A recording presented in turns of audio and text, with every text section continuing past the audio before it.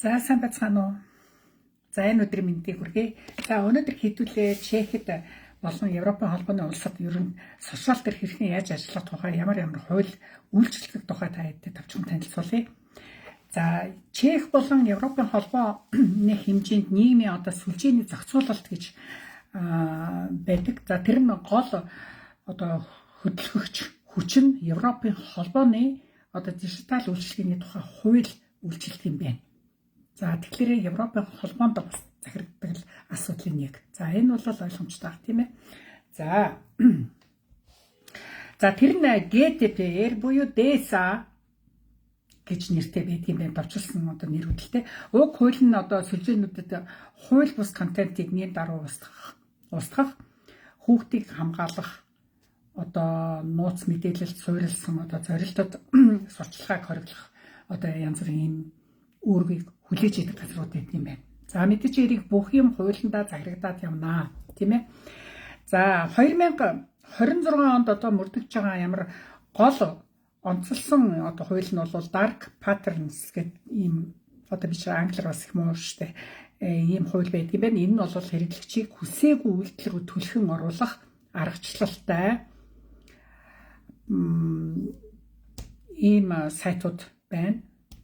Профайлууд байна.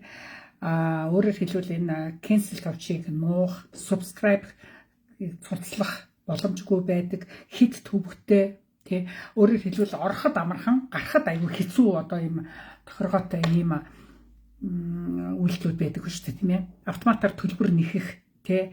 Зохиомлоор хит яаруулах та хурдлаараа тэгэх бол ерөөсө 2-3 хүн үлдлээ. Эсвэл 2-3 хүн захиалга үлдлээ ч гэдэг юм уу тий. Ийм үйлдэлд уриалсан ийм жишээний байх жишээтэй. Хэрвээ ийм юм руу та гүгээд орчих юм бол ер нь маш том эрсдэлтэй байдаг байна. Хамгийн гол нь та мөнгө алдах юм уу? Эсвэл хувийн мэдээллүүдээ алдах маш том эрсдэлтэй байдаг байна. За тэгэхээр энэ дээр Европын холбоо бол нэлээд хүч хангаах хэмжээ авч Европын холбоо үүнийг хатуу хянах болсон байна. За 26 оноос энэ хяналтыг бол улам эрчимжүүлж их хэмжээний торгуул тавьдаг болсон байна. За бүр маш сайн мэддэг бидний худалдаа авалт хийдэг Temu гэх мэтлэн сайтууд байдаг шүү дээ тий. Худалдаа авалт хийдэг. Тэгээ тэрэн дээр хүртэл асар хэмжээний өндөр торгуул тавьсан байлээ. Яагаад гэвэл барааны чанарын асуудал тавигдсан баг. Тэг шаардлага хангагдаагүй ч гэдэг юм уу тэр тал дээр бас мэдээлэл бас орсон байлээ. За тэгэхээр бид нар дүгнэлт хийхэд ерөөсөө сайн ойлгоогүй тийм янз бүрийн үйлдэлд уриалсан ийм тийм зүйл рүү даан ялангуяа онлайн худалдаанд орох шаардлагагүй гэсэн ийм л SMS авч байгаа юм. За хуульд ухаалаг хэмэл оюун ухаан ороод ирсэн чинь энэ талаар мэдээж хэрэг хууль орж байгаа. За энэ дэр нэг бидэрт сонирхолтой нь ер нь нүцгэн болгодог тийм аппликейшнуудыг бол хориглосон байна. Эдгээр чи 9 шид юм хийж байгаа ч тий. Хүнийг янз бүрээр болгож байгаа. Тэгэхээр хамгийн гол нь хувь хүнийг нүцгэн харагдуулах тэр аппликейшнийг бол хэрэглэхийг бол хориглосон байна. За тэгээд тийм л оюун ухаанд хамгийн гол нь янз бүрийн дүр зураг оруулж байгаа бол хамгийн гол нь энэ бол үнэн бодит бичлэг эсвэл хуурамч гэдгийг заавал нэг аппликейшны лого байхгүй бол энэ бол AI ашигласан гэдэг тэмдэглэлээ заавал хэрэгжилж байх ийм хуультай болсон байна шүү. За Европ сошиал дээр ер нь пост хийх, за коммент, лайв хийх, шүүмжлэл хийхдээ өгний эрх чөлөө байгаа гэж үзэж байгаа боловч гэхдээ энэ бол маш хариуцлага маш өндөр байх ёстой. Ялангуяа ажил хийж байгаа хүмүүс бид нар шиг гадаадад амьдарч байгаа улсууд бол ер нь визэнд тулах хүртэл эрсдэл бас байдаг юм байна. За сошиал дээр юм ярьсан чи би ер нь гудмаар янз бүрийн гэмт хэрэг зөрчил гаргаагүй гэд ингээд бодоод явж гинт таны сайн ойлгоогүй хэл сайн мэдгүйгээсээ болох ч юм уу янз бүрийн контентуудаас болоод тийм асуудал гарах бас эрсдэл байдаг юм байна шүү. За энийг мэдвэрсэн юм байна. Ялангуяа нэр хүнд хууль эрх зүйтэй холбоотой эрсдэл гарч мэдхээр юм байна. За энэ дэр бид нар гол анхаарах зүйл юу вэ? Хувийн мэдээллийг бүдэлгээ. Facebook дээр ерөөсөө хувийн мэдээллүүдийг дэлгэх хэрэггүй. Ялангуяа хүний зураг, хүүхдийн зургнуудаа тийм ээ хаяг өөрийнхөө хаана байгаа хаягийг бичих. За машиныхаа дугааруудыг нийтлэх. Одоо машиныхаа зургийг авч байгаа бол та дугаарыг бол бүдгэрхүүлэх шаардлагатай. За хувийн одоо орон зайгаа хамгаалах үндсэн дээр гэсэн үг шүү дээ, тийм ээ. За ажлын газар зэргийг зөвшөөрлгүй нийтлэх. За энэ бол бас бидэрт маш их мэдвэртэй асуудал шүү. Би энэ үйлдвэрт ингэж ажиллаж ийн гэж үйлдвэрийнхээ наан ингээл зураг даруулаад ингээл хийдэг. Тэ. За пост хийхдээ арьс өндөд сугасаа шашин одоо хүүсээр дормжилсан үг маш эмзэг тусна. За тэгээд дараа нь шүүхтэр очсон бол би энэ зүгээр тэр найзтайгаа зүгээр тоглосон юм аа гэсэн тайлбарыг тооцохгүй гэж бичсэн байдаг юм байна. За тэгэхээр өөр үндэсний хүмүүстэй найзлалт нөхөрлж аваад юмыг яаж мэдгүй янз бүрийн асуудлаар одоо чи тийм дебил билээ гэж бичдэг шээ тэ тэний мангараар дуудаад чи юм уу хардмар гэдэг ойнгор гэж ингэж бичих болохгүй нэ шүү. За ажил олгогчид сошиалыг хардаг. За энэ дэр бол манайхан бол маш сайн анхаарах хэрэгтэй. Ажил олгогч нар та нар одоо дэмий тинэл одоо аах тавцсан мөртлөө дэмий тинэл зугаалж аваа зургнуудад тавиал рейл хийгээл ингээл тэнэгтэд явдаг юм бол та зүгээр хаана байгаагийг чинь зүгээр ажил олгогч чинь зүгээр олоход маш амархан болцсон цаг үе шүү дээ. Тий. Энэ дээр одоо та хэд маань паблик тохиргоо одоо хийчихдэг юм уу чи эсвэл зөвхөн найзууд тэгсэн найзууд дотор нөгөө дарга цэрэг мастерууд нь явж идэг. Энэ бол манайхны гаргадаг түгээмэл алдар шүү бас. Тэр бүр сайн мэдвэрчтэй бүр. Та акттай бол гэртээ байж ах хэвээр. Гэтэл та дэмий тэнэ зугаалж яваа ингээл цэцэг навчны наан энэ тэнд далаа усаар явж байгаа зураг тавиад рээлтэй тамган бол réэл шин яг бодит юмнуудыг голдуу тавигдаад ингээд явдаг. Тэгээд цаг мартаага байх юм бол ингээд баригдах хамтлага ихтэй байдаг штэ. За энэ дээр позор байгаараа болгоомжтой. За худал мэдээлэл тараах. Хүний нэр хүндэд халдах. За нотлохоогүй шүүмжлэх гэхэд бол шүүх танднаа. За комент хүртэл энэ дэр яг ийм зүйл дээр бол асуудалд орох үүсдэг. Бүр тэр байтга Хенгри одоо янз бүрийн эмошн тэмдэглээ хүртэл хүнд ял үрэх хангалттай байх болно гэж бичсэн байна. За энэ яста бүр мэдвэрсэн юм байна. Гэж бас яа энэ ингэж байгаа байхгүй юу? Европчууд ер нь янз бүрийн маргаанд маш их нотлогоо баримттай ханддаг болсон. Илүү тайван илүү тайвантай эсвэл хит их ууралсан даа нэг тийм эмоцтой лайв майвыг бол ерөөсөө хийдэггүй арт түмшдэг. Тий. За энэ бол одоо манай Монголд бол бүр арай л дэндүү байна те. Бүр арай л дэндүү харагдаж байна. За энийг бол Европчууд юу гэж үздэг гэхээр ер нь мэрэгжлийн бус ер нь хувь хүний соёлтой холбож одоо ингэ шүүмжлэлтэй ханддаг байна. Тийм ээ. Энэ дээр яадгүй гэхээр ерөөсөө л хэрвээ таны цаад хүнээ нотлохоогүй одоо янз бүрийн баримтгүй одоо нэр хүний зургийг тавих одоо пост бичих, комент бичих тийм асуудал гарах юм бол ердөө шууд иргэний болон эрүүгийн хариуцлага шууд тооцох үндсэлтэй гэж үзнэ гэж байна. За хин нэгийг та Европын холбооны улсад янз бүрийн байдлаар доромжилсан, гутаасан ийм асуудал гарах юм бол иргэний үүргийн хариуцлага тооцоолохоор иргэн шүүхэд хандаж бүрэн болох боломжтой юм байна. За маш их одоо их анхаарал төвлөрүүлэх юм ээж аав нар бол хамгийн гол нь хүүхдүүдийн зурган дээр их анхаарах хэрэгтэй. За энэ бол үнэхээр үнэн шүү нөхдүүд нэ. Одоо даа ялангуяа 9 шид юм уу муухай юм их сонсогддог цаг үе бол их тайван байдаг цаг үе биш боллоо. Тийм учраас та хэд маань хүүхдүүдийн нял хүрсийн зургнуудыг янз бүрээр тэр байтхаа чатаар нүцгэн шалдан байлгах зургийг бол хэрхэвч тавьж болохгүй шүү гэсэн анхааруулга байна л шүү. Тэгээ энэ бол маш зүйтэй асуудал. Тэгэхээр ингэж хүүхдтэйгээ ингэж би гэртээ байна, ингэж би хүүхдтэйгээ ингээд даа ялангуяа одоо энэ YouTube дээр 9 шидийн одоо хувийнхаа амьдралыг тавьсан ийм лайв стримүүд бол нэг тийм таашрахгүй байгаа юм байлаа шүү. Тийм. За интернет бол угаасаа өөрийн гэсэн архивтай. Устгасан ч байсан гэсэн та хэн нэгийг доромжлох, гутаан доромжилсан янз бүрийн асуудал тавьсан устгасан ч байсан гэсэн тэр чинь бол хадгалагддаг гэдгийг интернет өөрийн гэсэн архивтай гэдгийг хэзээ ч мартаж болохгүй. За намайг лав одоо 20-30 жил чехэд болж хахад яг тийм орчуулганд явцсан бол явагдаж байсан. Бүр дискэн дээр ингээ хуулаад ирсэн. Тэгээд тэрийг ингээд цагдаа тэр кибер төвчтэй албанд одоо энэ одоо монголоор яг юу гэж юм гэсэн хүртэл байцаалт авчихсан тухай хүн надад ярьж ирсэн. Тэгэхээр бидний бүр өөтүүтэй одоо оператортай хийсэн маргааны асуудлаас тэр утсаар ярьсныг хүртэл бичээд авцсан. Тэр нь одоо 10 хэдэн жилийн өмнөх асуудал ингээ хадгалагдчихэдэг тийм аюултай асуудал гарч ирсэн шүү.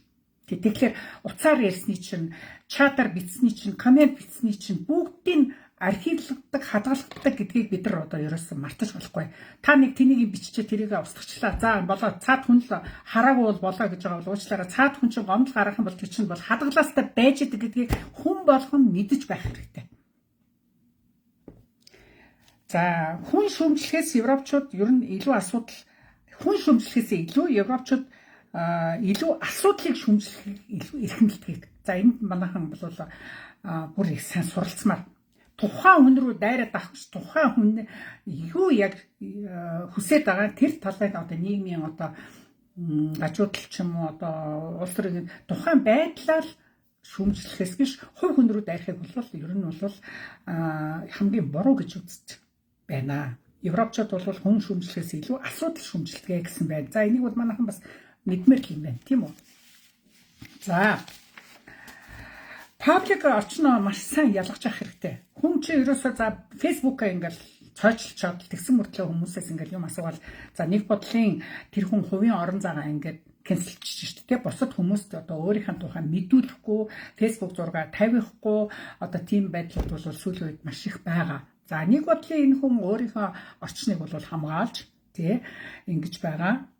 За тэгэхээр та хэд маань ямар нэг контент юм уу янз бүрийн комент бичих янз бүрийн пост оруулахдаа бол паблик хорхотой хийх үү эсвэл одоо зөвхөн найз нөхдөөгөө баяр ёслол хуваалцах уу эсвэл одоо яах вэ гэдгээ бол сайн одоо ялгаж салгаж чадах чадвартай байх хэрэгтэй гэсэн үг.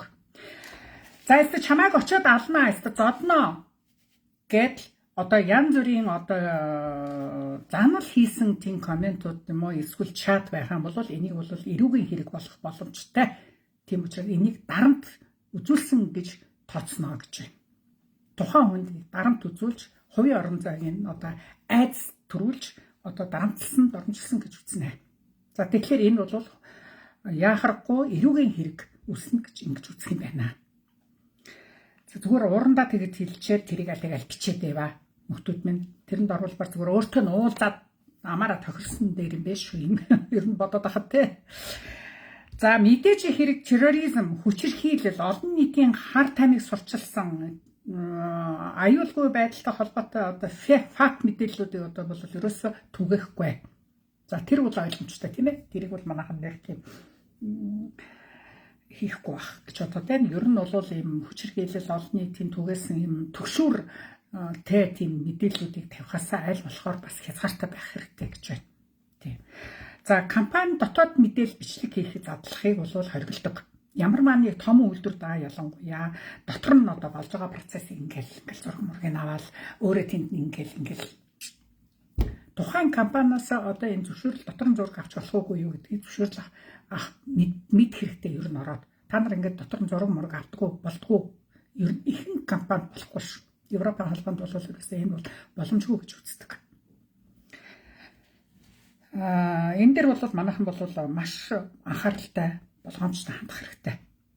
Ямар ба томоохон хэмжээний маш олон массыг хамарсан ажилчидтай ийм компани үйлдвэрийн хаяг адрес одоо тэр юмнуудыг бол тэр болгоно их түгэх шаардлагагүй гэж үздэг. Аюулгүй байдлыг хангах. За Австри Германд бол нацист одоо тэмдэг магтсан контент одоо маш хатуу хориотой байдаг. Да ялангуяа Австри Германд амьдарч байгаа улсууд бол одоо энэ тэмд одоо ийм тийм болж бүтэхгүй зураг мураг гэдэр байх юм бол тэр энийг хараа энэ дэр ингэж энийг хараа энэ дэр ингэж гэдэг ингээд сошиал дээр тавьж бас болохгүй нь шүү. Тэгэхээр энэ бол маш хатуу хориотой одоо энийг бол тийм зүйлийг одоо сайшин дэмжсэн гэж үзэх хандлага бас байж болцсохгүй байна. За би өөрийн Facebook аккаунтаа юу ч нийтлж болно. Миний TikTok, миний Instagram, миний Facebook руу уучлаарай. Тэр чинь бас цаана болдгоо асуудал байна. Энэ таны орон зай мөн. Гэхдээ энэ бүх юм хямралтай гэсэн үг шүү. Бүх юм хямралтай. Ямар оронд юу хориотой гэдгийг та хэд маань бас сайн мэдвэ штэ. За нэрийг нууцлсан аноним одоо аккаунтаас одоо ингээл юм бичээл те. Өөрийгөө ерөөсөө огт мэдхгүй гэж одоо жүжиглэх гарууд бол мэрсэр нэлен байдаг. Нэг ч өөрийгөө мэдүүлэх хүсдэггүй мөртлөө цаагаараа голдуу тийм олсоо чинь янз бүрийн голцоо шүүмжлэлт голцоо өөрийгөө нууцлж бичдэг. За тэгтэл ID гэж одоо нэг social ID хаяг гэж хүн болгон дээр байдаг. Хүн болгон дээр ID гэж байдаг. Энэ бол тогтооход тэр хүнийг хаана ямар хотоос тэр байтхан хаан сууж байгаад энийг битсэн байгааг тогтооход их амархан байсан. Дээр үед би бас яг одоо яг үгүй хэлэхэд Facebook дөнгөж л гарч ирсэн үедээ тэгэхэд хаанаас юм битснийг тогтоох тухай би бас судалж энэ тухай бүр мэдчих авчихсан. Аюу амархан. Тэр тэгэхээр ерөөсөө ихэнх нууц одоо миний юугаа нууцл юм чинь хинч намайг мэдгүй гэдэг юм бол амар том андуурал шүү нөхдүүд минь. Энийг бол тодорхойлоход маш амархан болсон. Одоо үед бол бүр амархан болсон. Тэ. За ялангуяа спам, заллин, хүүхэд хууль зөрчсөн хүний нэр төр, экстремент агуулга, илүү анхаарал татсан одоо ийм зүйлийг бол Чехүүд болон ер нь Европын хамт бол илүү их шалгана гэсэн байна. Тэрнээс биш юм болгоны чинь ингээл хяналт явуулдаг байх биш үү. Тэд нар чинь бас тодорхой масс бас байгаа. Мэдээж хэрэг тийм ээ. За энэ хүн бол мэдээж хэрэг дандаа ийм эрэг хандлагатай ийм постолдог гэдгийг бол мэдчихэл байгаа. Тэд нар чинь тэнх усуд биш шүү дээ. Ер нь шүүлтүртэй л хандж байгаа юм болгонд. За хэрвээ онлайнаар одоо жишээлбэл зарилуулсан, дуувердуулсан, сүрдүүлэг авсан байх юм бол цагдаад яралтай хандаж болно. Мэдэгдэх хэрэгтэй гэж байна. Үүнийг бол кибертэй холбоотой асуудал бол кибер кримэ хэсэг одоо хэлцэх юм шалгадаг гэж байна.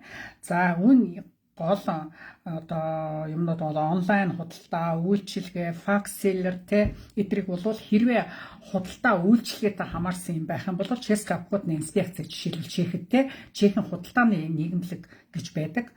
Арт иргэдэг хамгаалах худалдааны нийгэмлэг гэж байдаг. Тэрэн дээр бол одоо обходная инспекция шалгадаг, шүүдэг те тэр үйл ажиллагааг явуулдаг. Тийшээ хамаардаг юм байна.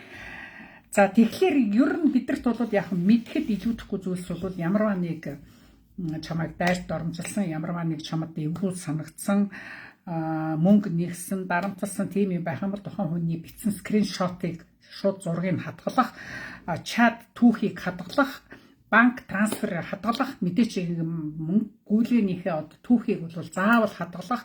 За тэгтээ хадгалахдаа гар утсандаа биш ээ хүүхдүүд минь.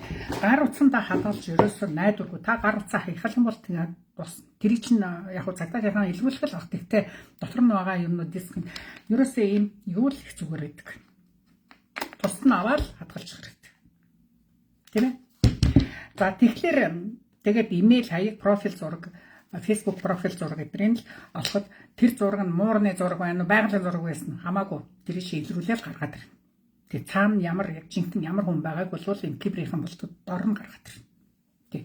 Яг нь тодорхой хэмжээний бас цаг хугацаа гарч мэднэ. Гэхдээ энийг чи илрүүлэхэд бол амархан шүү гэдгийг хэлж байгаа. За дрон одоо зуны цагт бол дрон зураг авалт бол маш их хийдэг. Тэгэхээр дроны зураг авахд бол Европын холбоо бол EASA гэдэг дүрм үрддэг юм байна. За энэ онгоцны аюулгүй байдал хяналтыг одоо барьж идэг одоо ийм байгууллага одоо энэ дүрм байт юм байна. За энэ бол авиацион агент гэдэг газар нь одоо энэ хориглох одоо эсвэл зөвшөөрөх гэдэг одоо энэ юмнуудаа өгдөг юм байна. За тэгэхээр хэрвээ камертай дрон та ашигладаг бол тэгээд тэр чинь хэмжээгээс бас шалтгаалдаг юм шиг байгаа. Эзэмшигчийг одоо бүртгүүлсэн байх хэрэгтэй юм. Үнэхээр яг мэрэгжлийн камер маш том дрон ашигладаг бол та заавал лиценз зөвшөөрөл авах хэрэгтэй биш шүү. Европын холбооны хуулинд байдгийн биш шүү. Энийг дрон ашигладаг том хэмжээний дронтой хөөгдөд байх юм бол тэрийг бас сайн тодорхой хэмжээнээс судалж асуугаарай. Мэдгүй гэсэн болоод бас дрон ашиглаж болохгүй газар идэр зураг авчваа. Тий. За 20-т бүс ямар хориотой бүс вэ? За Прага нисэх онгоцны буудлын дээр дрон ашиглахыг хориглоно гэсэн байр шүү. За миний мэдж авснаас дээр нь Прага хотын төвд. Энд дээр дахиад нөгөө нэг олонний массын газар их олонний газар ер нь зураг хөрөг авахд ер нь эрсдэлтэй байдаг юм бол гэж ингэж харагдлаа надад. Энэ бол миний бодолтой. А яг энэ дээр бол яхахгүй Прага нисэх хонсны бол Прага төвд болдоггүй гэсэн байна. За дрон ашиглахад штэ. За олноороо цугласан хүмүүсийн дээгүр нисгэх хориотой. За тэр жагсаал цуглаан дээр ингээл тэр чинь тусгай зөвшөөрөлтэй сурвалжлагч нар юм уу цагдаагийнхан юм уу тэд нар л тэр зургийг авдаг баг. Мань бит бол одоо энийг хараа гэж ингээд байх юм бол хэрэг торчигдоо. За осол гэмтэл аваарыг нийтэлж болохгүй гэж шүү. Хэрвээ танд онц шаардлагатай болвол хүмүүсийн зүс царайг буюу машины дугаарыг бол бүдгэрүүлэх ёстой. Дүрмтэй юм байна. Одоо янз бүрийн лайв хийх юм бол та хэд маань одоо энд ийм юм болчлоо гэх юм бол болж байгаа газар даа ялангуяа цус мус үзүүлсэн асуудлуудыг бол цустай газрыг бол хардлахгүй байх хэрэгтэй гэж. Бас мэдвэрчтэй юм тий. Тэр чинь энд яна ингээл хавар гарччихгээл санаанд хүн хажуугаар нь давхтаал бичлэг хийчихэл цаашаа явагдчихсан. Тэгэл тэрийгээ сашаалтар тавьчихдаг. Тэгэхээр эн чинь бас л цаанаа бас мэдвэрчтэй юмуд бас байна шүү. Тий. Дугаарыг бүдгэрүүлэх хувьд аваарт орсон хүмүүсийг бүдгэрүүлэх даа ялангуяа осолцсон, гинцэн, орилсон, бахирсан одоо тийм зураг мургалыг болвол энэ бол ард иргэдийг цочирдуулах үйлдэл санаатаар хийсэн гэж үзнэ гэж. Эвгүй байгаа зас. Тийм. За улс төр дайны үйл явдлын тухай өөрийн бодлого нийтлэх постлох бол ташаа мэдээлэл түгэхээс зайлсхийх хэрэгтэй. Даа ялангуяа дайнд хохирогчдын тухай болсон болоогүй одоо зөв одоо өөрийн одоо санаа оноогоо комент бичих нийтлэх постлохыг бол маш боломжтой хандах хэрэгтэй гэсэн байна шүү. За энэ бол ойлгомжтой тийм ээ. За ер нь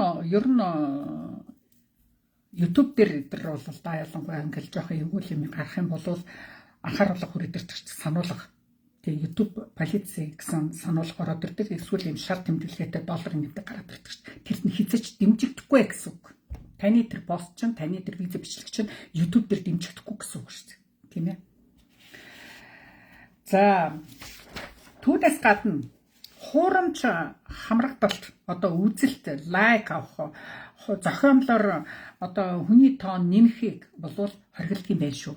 Одоо тэр тэгтээ одоо манайх чинь одоо та юугаа ямар вэ? Хүнийхээ тоог итгэвтэй хүнийхээ тоог нэммээр нү гэж одоо тэх юм бол ингээл хэдэн төгрөг өгөөд өчгөл юм бол хамталтыг гэдэг эрс нэмждэг одоо тийм боломж зөндөө байдаг юм байна. Тэгтээ энэ Европод бол тэр талаараа бол харин бас цензуртэй байдаг юм байна.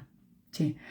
Харахад нэ ямар олон дагагчтай хүн бэ гэдэг ингээд харахад яг хиймлэр ингээд дагагч нэмчихсэн тийм асуудал зөндөө байдаг ч тугасаа тий. Европод бол тэрийг бол бас нэгэн цензуртай ханддаг юм байна. За зохиогчийн эрхийн зөрчил. За энэ бол маш их түгээмэл байдаг зөрчлийн нэг гэж байгаа. За энэ нь бол дуу хөгжим одоо ялангуяа бид нар янз бүрийн юмд дуу хөгжим маш их ашигладаг. Гэтэл энэ бол зохиогчийн эрхийн хамгаалагдсан ая мая өдр байх юм бол бас болдгүй юм байна шүү. Тий. За Европын холбоонд GDPR буюу өгөгдөл хамгаалах ерөнхий журам гэж маш чанга мөрдөгдөг. Хүний зөвшөөрөлгүй бусдын машин, хаяг, зураг ашиглах юм бол тухайн хүн гомдол гаргавал визог нь устгах бас эрүүгийн хариуцлага хөлөх юм боломжтой юм байна. За ресторан, музейд аялал жуулчлал хүмүүс бол ресторан дотор, музей дотор зураг авахыг бол заавал тухайн байгууллагаас зөвшөөрөл авах ёстой юм байна шүү. За түүнээс гадна за манайхны нэг сайн мэдж авах зүйл бол элчин сайдын яамдуудын заа болон тусгай объектууд за түүнд тусгай объектууд бол зам гүүр, төмөрт зам, засгийн газрын ордны болон цэргийн бааз, анги ойролцоо зураг бичлэг хийж байгаа бол аюулгүй байдлын үүднээс хязгаартай байх ёстой гэсэн залттай байдаг юм байна шүү. Тэгэхээр та одоо манайхан чинь зөвхөн түүнийг бас мэдэхгүйгээр за энд ийм гой засгийн газар ордон байна. Би ч одоо Малгайс очиж засгийн газар ордны бүтээн бичээд хайсан шүү дээ. За гэхдээ тэр чинь бол бас тухайн орондоо зөвшөөрөгдсөн бол хамаагүй. Ер нь Европод бол яг ийм байдал бол бүх талбайг биш ер нь хязгаарлалт бичлэг хийж явах ёстой дүрмтэй байдаг юм байна шүү. Тий. Бүх элчин сайдын яамдууд орсон байх шүү. Тэр чинь манай Монгол элчин сайдын яам орж л байгаа. Тий. Тэгэхээр чинь ямар ба одоо төмөр зам гүүр эдэр бичих юм бол хагас дутуугаар хязгаартай бичлэг хийх ёстой юм байна. Тэг бүрэн объектоор нь биш гэж ингэж л ойлгоод байгаа шүү дээ би бол. Тэг. За ер нь дараагийн лайв дээр бол би Монголд хэрхэн одоо сошиал дээр энэ гүтгэлэг доромжлог одоо тийм юм дээр шинээр одоо гарч байгаа хуулийн тухай би таадтай бас мэдгэн хэрэг юм болов гэж бас мэдээд таадтай бас энэ тухай лайв хийхийг хичээе. Тэр өнөө маргааштай болоо амжихгүй. За бүтэс. За түүнээс гадна нэг зарын юм байна. Цэцгсийн дагим. За энэ номыг чех рүү одоо явуулсан байгаа. За миний зэ охин маань, миний охиноос гарсан охин маань энэ номыг бичсэн. Тий. Ийм гоё өнгөтэй, зурагтай, ийм хөөрхөн ном утсан байгаа шүү. Бяцхан уншигчдаа монгол хэлээр нь үлгэрийн номыг уншуулахыг таад маань эцэг аав ээж нар маань таад маань энийг бас худалдаж аваад хүүхдүүдтэй уншуулаарай. Тэг чех рүү явуулсан байгаа. Тэгээ та хэд маань Молодо Болеславт байгаа. За Хавлижский Бродод утгагүй чинь. Тэгээ та хэд маань олж уншаарай. Цэцгсийн дагим гэдэг ийм хөөрхөн үлгэр гарсан ш. Тий. Эвэлддэг чинь би байгаа юм байна. За энэ удаагийн лайв ингээд өндөрлөе. Дараагийн удаа бүтэц сайдар маш гоё зочинтой лайв бас болно. Тэрийг та хэд маань бас сонсоорой. Сүүлийн үед машины том тэрэгний жолоочор маш их явцгаж байгаа ч манайхан тийм учраас энэ тухай жинкнээсээ бүр яг тэр тогоонд нь чанагдчихсан хүний яриаг хэдүүлээ сонсноо. Баяртай.